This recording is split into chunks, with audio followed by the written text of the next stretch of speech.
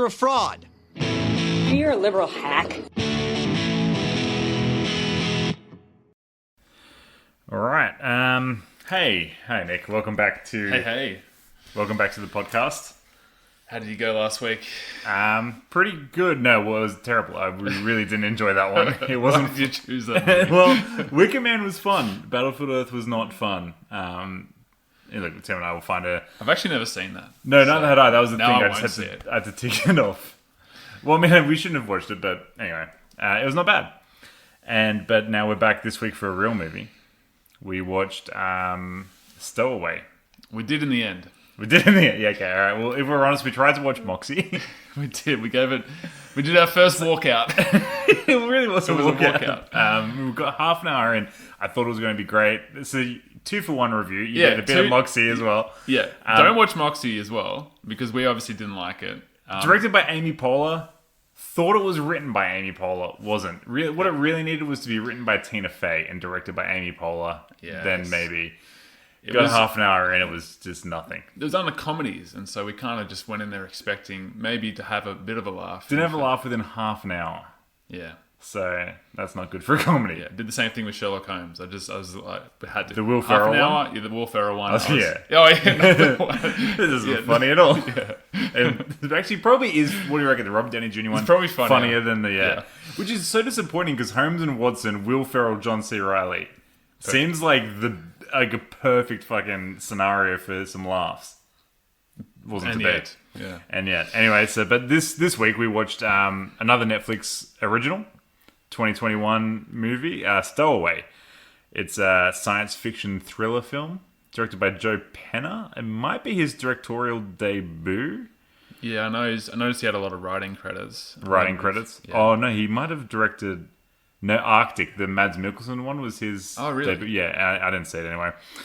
This film, it stars Anna Kendrick, Daniel Dae Kim of Lost fame. If you're a Lost fan, which if you're listening to this podcast, I'd hope so. Massive Lost fans. Season 1, sure. And then 2 to 5 all the way through. Really good. Plays... I forget his name. Anyway. Oh, yeah. He's like Daniel Kim. I remember his name now. Daniel Dae Kim. That's the actor. Oh, no, I think he plays like a guy called... No, it's Jun, I think, or something like that. Okay. It's Shamier Anderson and our favourite, Toni Collette. Oh, yes. Big Toni Collette of her, fan. Yeah, and she's in this as well. She gets to use her Australian accent too. Very happy to see that. Yeah, I was actually. And the synopsis, there's not one ready. Okay. A 3-person crew on a mission to Mars faces an impossible choice when an unplanned passenger jeopardizes the lives of everybody on board. Yeah. Insert trailer. Michael, I'm Zoe. I'm a doctor. I want you to focus on slowing down your breathing. In through your nose, out through your mouth. Hi, Michael. I'm Marina Barnett, the commander of the ship. Do you remember what happened on the pad? I'm a launch support engineer, ma'am. How long was I out? We took off about 12 hours ago. 12 hours. I need to get back to my sister, please. My sister, she's alone. Please, I gotta get back. We're not going back. What do you mean we're not going back? This is a 2-year mission. All right, Nick. What did you think of Stowaway? Right, well, keeping it brief and honest, I thought I was really mixed the whole movie. I was like, oh, good, here we go. Yeah, I was in, and then I was out, then I was in again, then I was out, and I sort of landed Shake it all somewhere in about. in the middle. In the middle? Yeah, so I'm kind of like, I think this is an okay film, maybe okay to good. I'll see how I can't sleep on this one, but I've got to give it a rating. But, Yeah, well, hopefully. But I think it could have been so much better. I think it was better than it should have been. It's Oh. quite a good little film. Oh, I really didn't know you were enjoying it. I That's was interesting, pretty much yeah. enjoying it, and I think it was in spite of itself that I was enjoying it. It could have been bad. I think the screenplay lets it down. Not the dialogue, but just kind of the way the movie moves along, which we'll get into a bit later. Yeah, I agree with that. Yeah. But I guess like the directorial touch, something about it elevated it for me is definitely the acting as well. I mean, Anna Kendrick was good, and Toni Collette was good, and it kind of just kept me guessing in a way that wasn't annoying, like in the way that, it keeps you guessing. That always annoys me.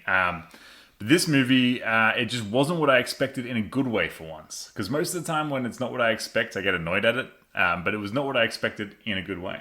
Yeah, in that you don't know where it's going to go. And I think that's good too. Like I think we said at the start, we had a guess as to what happened or what we thought happened, and we were completely wrong, which is good. I always like to be wrong. I just want to bring up, like you said, the acting was good. I really thought Toni Collette was great, underutilized possibly. She was underutilized. There was a whole section of the movie, maybe 20 minutes, where she just wasn't in it. And I forgot, but when she came back on screen, I was like, oh yeah, Toni Collette is in the movie. Daniel Dae Kim was my favourite in the movie. He was? Yep, absolutely. I loved him the best.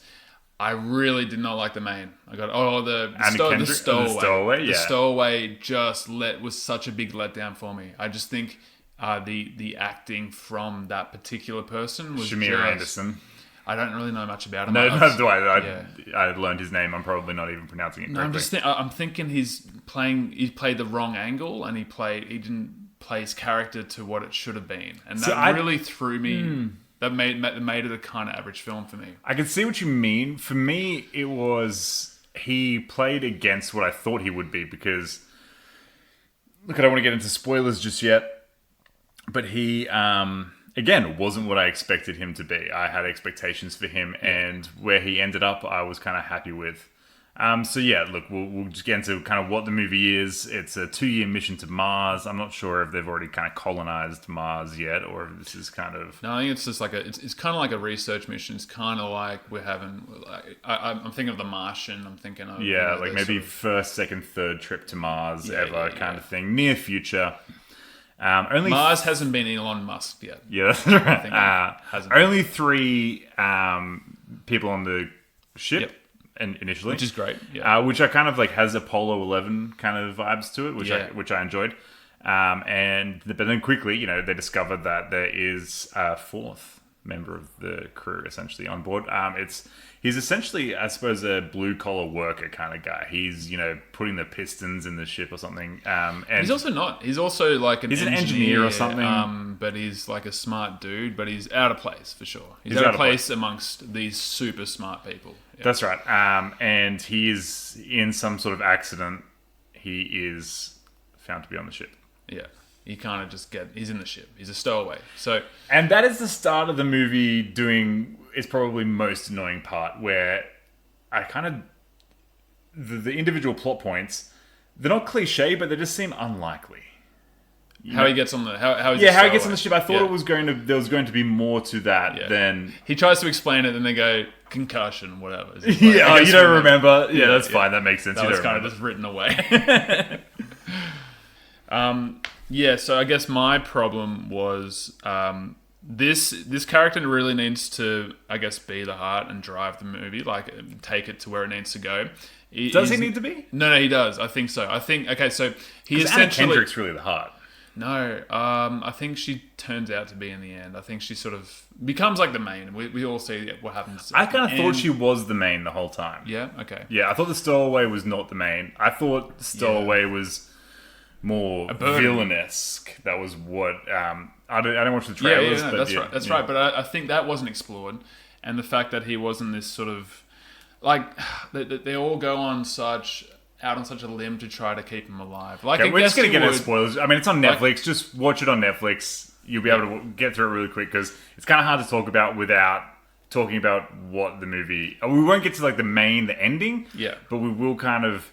get rid of some of those questions that come up at the start of the movie. So first up, I thought that the Stowaway was going to be a villain. I thought he was going to be some nefarious guy and that was kind of seemed to be what it was setting up at the start of the movie, that he had snuck his way onto the ship somehow, and he kind of was a scientist, so you thought maybe that he had manufactured his way onto the ship, but no, it was really just an accident and ended up on the ship. Yeah, I was kind of hoping it'd be the other way, but that's okay. It wasn't the other way. It was an accident.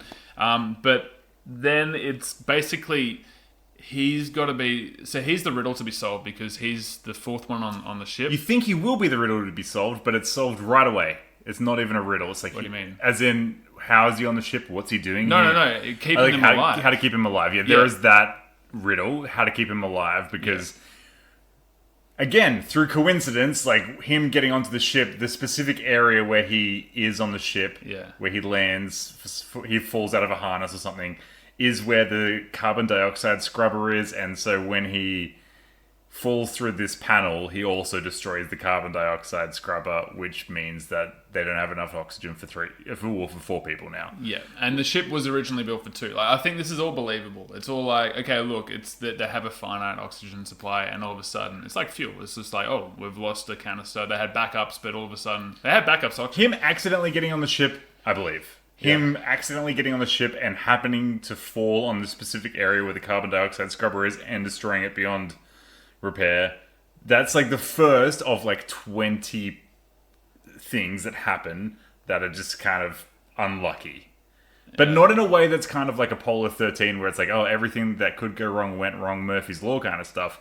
It just seems kind of like shoehorned into the script. Oh, I think the other way. I think the fact that he's just on board. Wait, who liked the movie and who he's like a stowaway and he doesn't die. He's just there. I don't know how he gets there. I really can't think how he would get there. Okay, so he mentioned something about harnesses. So he was like putting pistons in or something, or he was screwing in something to the hull maybe. And he fucked up. And he fell out of his harness and he got knocked out. And I guess nobody noticed that had happened. See, that's so unbelievable. Because imagine that. Imagine there being like, oh, we're missing one of our work. It's fine. He's probably just gone. Send him off! So that's good. I mean, how many checks would they have done? Yeah.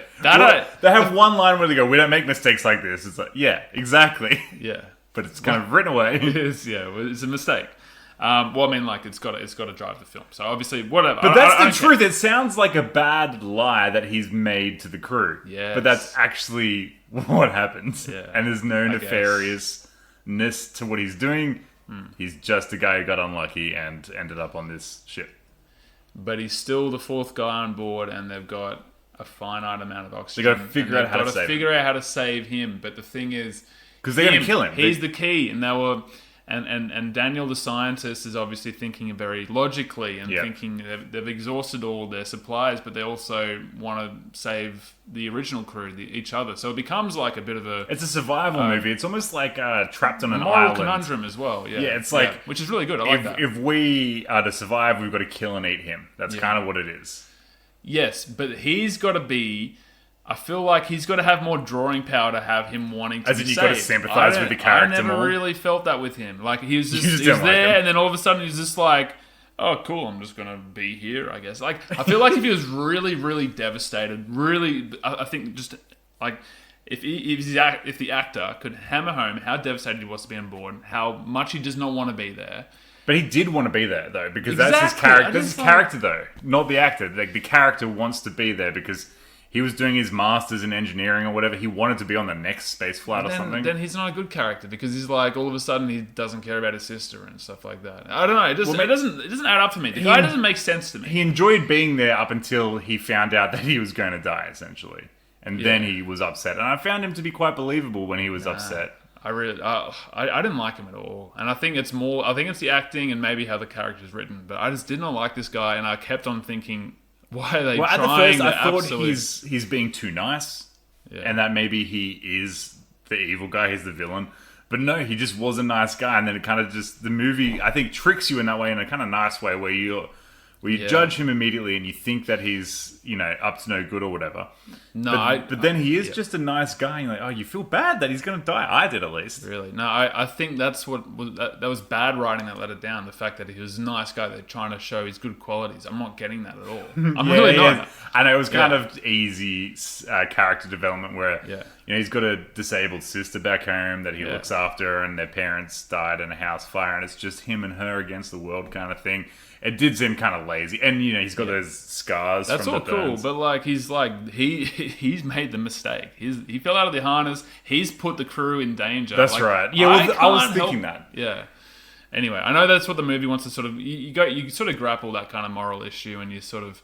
I found myself siding with Daniel, I'll be honest. Maybe I'm just ruthless. But, no. Oh, I mean, that is the dilemma is, do you save this guy who doesn't deserve to be saved in a way. I mean, he is putting the crew in danger. If he wasn't there, they would all be fine, and it's a choice. But it's survival too. It's just like survive. But then it's survival doesn't matter who deserves to survive. It's about doing what he doesn't. He wants to survive. It's a human life, That's that is life, I think where Anna Kendrick comes from is that she wouldn't be able to forgive herself if she allowed another person to die, regardless of whether you like him or not. He's still a person who is going through. I mean, whether you can believe it because of the acting. I mean, I was engrossed in the movie, so I wasn't really focused on, he's not acting good enough. I was like, I really feel for this character, this human being who is, and that's always something that would bother me is like knowing you're going to die in like 10 days, or 3 days or whenever it is. Cool. I just didn't think he conveyed it very well. But also, if you flip the page, so she's now died on account of him to keep him alive. Right, okay. But he doesn't really kind of, face that internal. Like, I never sort of think, hang on a second, I'm here now and I've just condemned this person to die. I feel like he never really kind of thinks of that. There was no real scene, so I guess that is, we're halfway through. So we're kind of towards the end of the movie. What ends up happening is they almost have a plan where they can save everybody, but then another, literally they've been on this mission for however many days, weeks, or whatever, and then 30 minutes after they go out of the ship, there's a solar radiation storm, and they're all going to die from the solar radiation. Again, it felt like if they're really outside. At this exact moment is when the solar radiation storm starts. Yeah, look. Nature's a bitch. It was, I know, but there were just so many, many moments throughout the movie where it's going, do, bad thing, Yeah, but not to in a drive believable the plot. way. Yeah, Just I get that. they're kind of plot drivers. Yeah. Well, I like to listen to you, so yeah. Cool. Yeah, I don't know why. You don't have to convince me. It's anyway. So, but then they blah blah blah, it goes bad. Mistakes happen. Yeah. And then they've only got enough oxygen left for 2 people, but they can go back outside into the solar storm and then have enough for 3 people. He can't go out there. And then Anna Kendrick goes out. He can't? He can't go out there. Won't. He can't. He says he wants to. He goes, I will do it. They all have a turn of saying, I'll do it. But none of them put up much of a fight. They're like, I'll do it. Anna Kendrick goes, I'll do it. And they go, all right. No, but he actually can't do it. He doesn't have the training. He's not an astronaut. They forbid him from doing it. He can't do it because if he dies, then just one of them is going to have to go out there. And if he dies, then one of them in there will die, and then only 2 people live.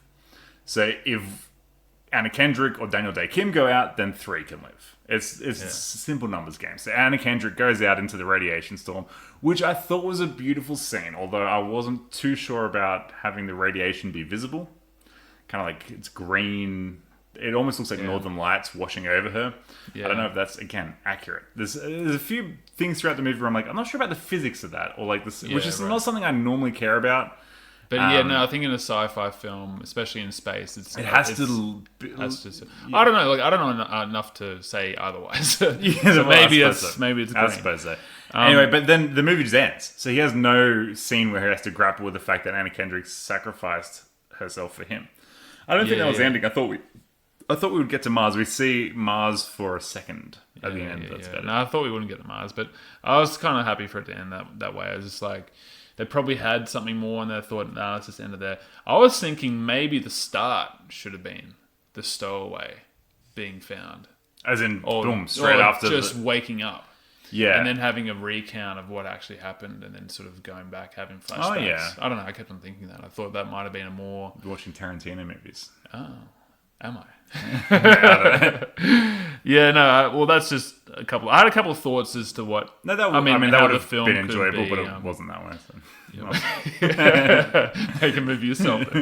I'll talk about what I liked though. Okay. And I did actually. That's another thing you brought up. The visuals. I actually did enjoy the visuals. I thought it was quite good. It was very simple. Yep. Oh, you didn't like the visuals? No. I agree. You $10 million budget. You can do a lot. Yeah.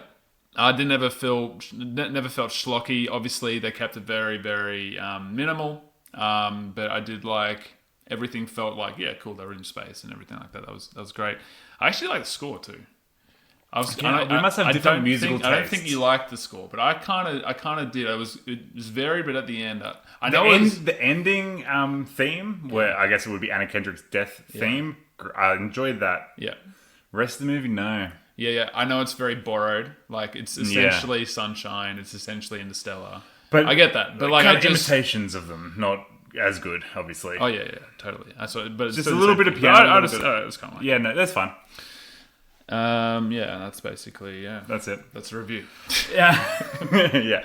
Well, I liked the acting. I did like again how it looked, and I agree with you. You know, all the it is kind of again though it wasn't super inventive though. With I don't know. Oh why, no, like, It felt a little bit cliched, and I think the story is interesting.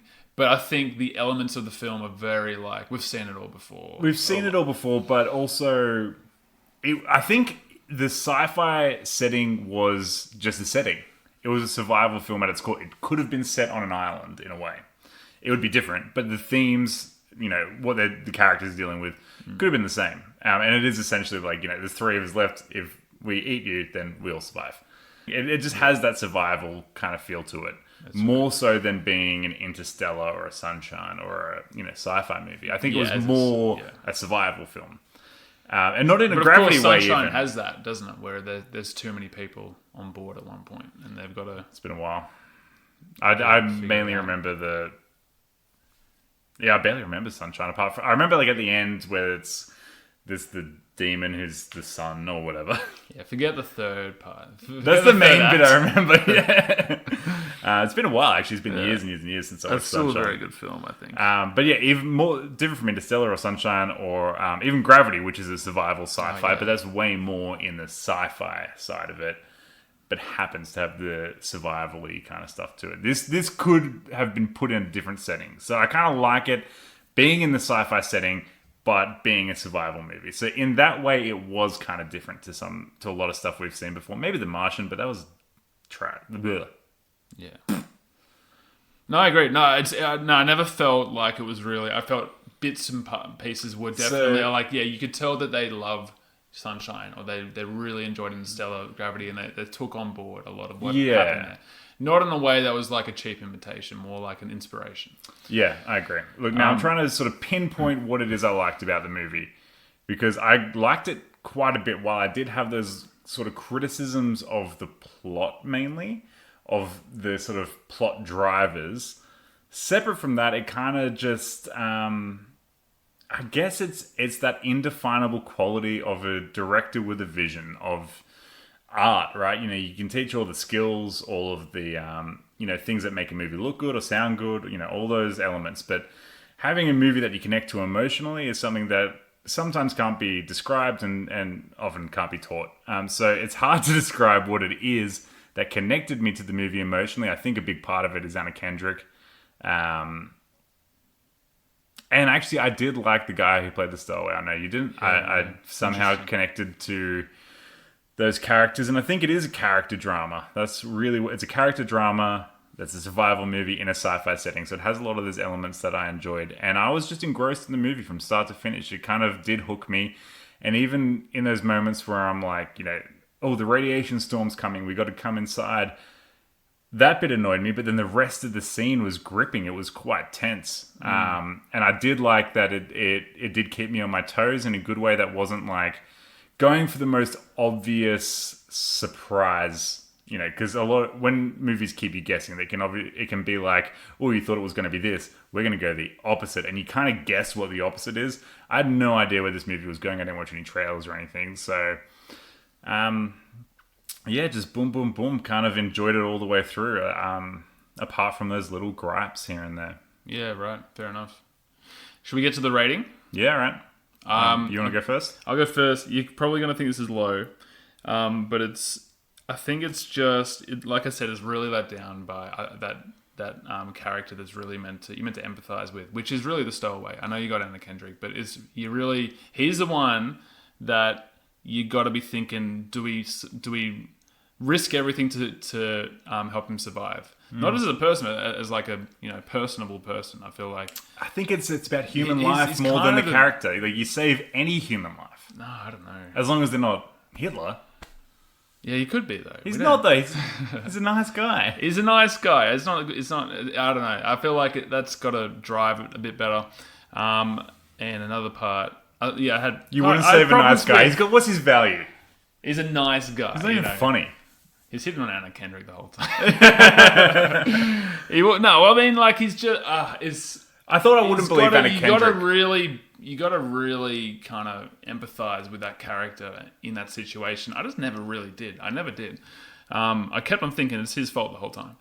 I did have in this that. situation. I had little problems with the pacing, and I'll just mention at the end the scene where they go up the thing was really good. Yeah. And then they do it again. It's just like... That was exactly how I felt about The Martian, where they like go all the way to Mars and then they got to come all the way back. And it's like fucking boring. Yeah. But I kind of agree with it. So yeah, they have to... I don't think that's the good. main ship is connected to like where the water is and the oxygen. And they have to climb up a giant pole, which essentially. is an arduous, like a really hard It's like task. a 20-minute scene to get up there. Yeah. And then they come back and they kind of shorten it a bit. Yeah. And then they're going to go up again. And that's really short. They really go through that quickly. But I think that's So like the what last they thought. third of the movie. They weren't sure about doing that whole thing again. And they were really like, oh, we have to because it's part of the plot. Last quarter. That's, yeah. It's kind of like the last bad quarter writing. is one scene. Yeah. The last quarter of the movie is one scene, which it shouldn't be. It should be like 4 scenes. I feel like it's all undone by that, though. It just felt like that's just how I felt. And so, for those reasons, I didn't realize think we're at the end. That was the thing. this is really at the end. But before that, I was kind of had a few problems with the pacing. Like I said, Daniel Dae Kim, I think he obviously, he's in Lost. I don't know what else he's in, to be honest. But I think he's he needs to be in a lot more. His character was so good, and he was very good in this film. Like, yeah, Daniel Dae Kim's awesome. He's always been one of my I just don't know of him that well, but now I know his name. It's good that he's back cool, in 2021, still doing great acting, Yeah. looking as hot as ever. As Lost was like 20 years ago now. No, he's looking good. Yeah. But yeah, so I'm 6.5. Okay, I mean that's not so low. Yeah. I'm on 7.5. Oh, okay. I thought you were higher. Right. I was maybe at 8, but during the discussion, I kind of realized that I did have those small issues with it. But 7.5 is good. That's like it's a good little movie. That's the thing. It's I probably won't watch it again. Enjoyed it. It's a good Friday night kind of movie. You just relax and you want a good movie. That's it's not too much effort to watch. I was expecting when Anna Kendrick died, I was actually expecting her death to hit me worse, but I think they kind of messed up her death scene. I know what they're going for, kind of beautiful and stuff, but I think maybe more panic and kind of. But maybe that would have been not a beautiful death scene. More of a really like fucked up. No fucked one wants up. to die. Yeah, that's right. Yeah. And she kind of just chose to die willingly, Especially in an that easy way. way. Radiation. That's painful. Yeah, and she died just like and again that's with the physics and the science of it. She just kind of went outside into the radiation and kind of slowly died. Yeah, see that's also Wouldn't she losing just- its humanity, isn't it? Because death's beautiful. No, it's really not. It's like, death is not beautiful. Yeah, no, it's awful. And I don't want to die. I've 30, that's 30 years in a row I haven't died. That's how much. Like I just never want to do it. And that's the point of the movie. The whole point of the movie is trying to avoid some random guy from dying, let alone the main character. And she's like, "Yeah, no, I'll die." Definitely. So yeah, look, but I still, I enjoyed this movie. Fair enough. I'd say it's a good movie. It's not great. It's a good movie, and there is a place for good $10 million movies out there because everything's either fucking Marvel or it's Roma. Those are the kind of the spectrum of. But this is just in between. It's like it's not a ridiculous big budget extravaganza. It's not some little indie flick. It's just a good $10 million movie. Yeah, give it a miss watch these days. or don't. It's kind of like you can I don't care what you do. That's right. It's not annoying. That's the thing. It's not annoying in any way. Yeah. It's almost like it's kind of a throwback movie in a weird way. Yeah. Do you reckon maybe watching Moxie for 30 minutes before this might have really helped us give this movie a good rating? I thought it was going to be good. I've been trying to get us to watch it for ever since it came out, a month. I'm like, Moxie, this is a good title. Amy Poehler directed, not Amy Poehler written. They've tricked you. Yeah, they tricked us. All right. Well, that's it. Yeah, thanks for coming back to the pod. Good to have you. Yeah, good to... I have to say that. This is in our contract. Good to have you in your ears. Coming into your ears. Like, share, subscribe. Yeah. Oh, yeah, Dendy's. I'm going to hit you up with an email. Oh, yeah. This podcast brought to you by Dendy. Yeah, they will bring it. This podcast will be brought to you by Dendy. All right, let's see what we've got next week. Wrath of Man. That's coming up I think soon. that's what we're going to do. Jason Statham. Let's do it. All right. Pleasure.